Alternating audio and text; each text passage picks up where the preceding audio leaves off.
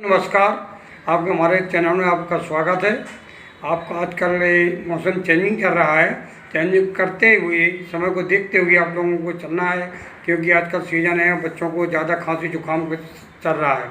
सुबह सो के जागते गर्म पानी को थोड़ा सा गुनगुना करके लेना है, और इसके बाद में चाय जो बनाते हैं आप लोग, तो चाय के साथ साथ में आपको अदरक, चाय पत्ती, चीनी, लौंग, काली मिर्च और अमरूद की पत्ती को डालना है।